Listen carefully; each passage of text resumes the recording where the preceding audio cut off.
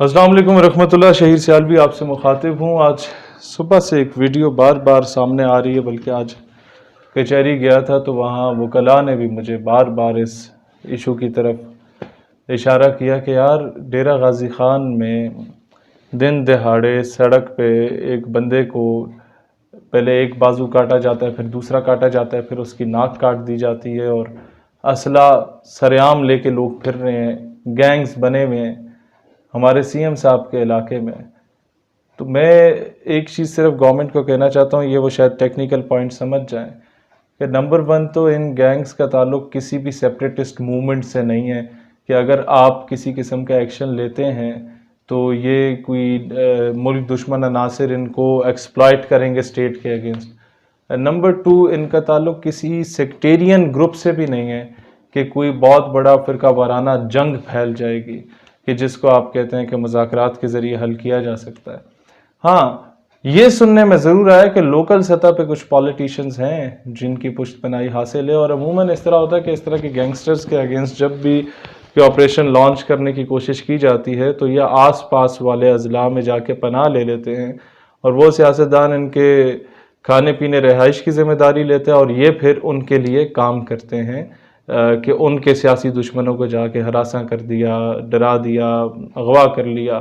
اور کام ان کا ویسے یہی ہے کہ اغوا برائے تاوان کرنا، اغوا کر لو، پیسے مانگ لیے، نہ دیے، بھتہ نہ دیا تو جناب پھر مار دیں گے، اور اسی بنیاد پہ پھر ذاتی دشمنیاں ظاہری سی باتیں ہو جاتی ہیں۔ لیکن اس طرح کی ایکٹیویٹی کر کے پیغام یہ دیا جاتا ہے کہ جناب نہ ہم فوج سے ڈرتے ہیں، اور پھر یہ کہتے ہیں مطلب پیغام یہی ہوتا ہے کہ جی نہ ہم لوگ پولیس سے ڈرتے ہیں، اور کر لو جو کچھ کرنا ہے۔ مطلب state within a state بنی ہوئی ہے۔ تو لہٰذا it's not a big challenge for the government کہ آپ اگر کوئی اس طریقے کا اسٹیپ لیتے ہیں تو آپ کے خلاف کوئی بہت بڑا طوفان کھڑا ہو جائے گا۔ تو اس پہ میں سمجھتا ہوں کہ جتنا جلدی ہو سکتا ہے this bullshit needs to be stopped, کیونکہ اس سے پہلے ہم لوگ دیکھ چکے ہیں انٹیریئر سندھ میں کیا ہوا، انٹیریئر پنجاب میں جو کچھ ہوتا رہا، جو سو کال ٹرائبل ایلڈرز، نواب، وڈیرے جاگیردار کچھ اس طرح کے ہوتے ہیں، کئی بیچ میں اچھے بھی ہوتے ہیں، خاندانی ہوتے ہیں، لیکن کئی اس طرح کے ہوتے ہیں جو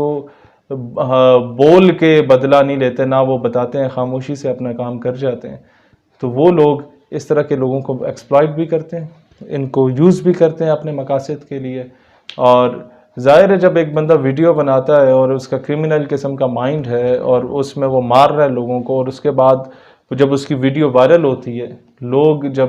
خوف و ہراس پھیلتا ہے تو وہ تو اپنے آپ کو ہیرو تصور کرتا ہے، وہ تو مشہور ہو گیا۔ لہٰذا اس چیز کو فی الفور روکنے کی ضرورت ہے۔ نہ روکا گیا تو الٹیمیٹلی اسی طریقے کی چیزیں پھیلیں گی، جس طرح پہلے ریپ کے کیسز ہوتے تھے بچوں کے ساتھ، تو جو ریپسٹ ہوتا تھا وہ اس بدبخت کی تصویر آپ لوگ میڈیا پہ ہر جگہ پہ چلا دیتے تھے، اور اس تصویر کے چلنے کے بعد وہ اپنے آپ کو ہیرو تصور کرنے لگ جاتا تھا، اور کئی کرمنل مائنڈ کے لوگ اس چیز کو آئیڈیلائز کرنے کے لیے اپنے آپ کے ذریعے خوف و ہراس پھیلانے کے لیے بچوں کے ساتھ زیادتی کرتے تھے۔ لہٰذا اور اس کے بعد بھاگ جاتے تھے، چھپ جاتے تھے، اور پھر کس طریقے سے کئی لوگ ملک سے باہر بھاگے یہ ایک الگ ڈومین ہے، لیکن اس چیز کو روکنے کی ضرورت ہے۔ میں اپیل کروں گا چیف منسٹر سے بھی کہ آپ کے علاقے کا معاملہ ہے، اور گورنمنٹ سے بھی کہ this needs to be stop, اور وہاں پر لوکل سطح پہ رینجرز بھی ہے، وہاں بارڈرز کی اپنی فورس ہے،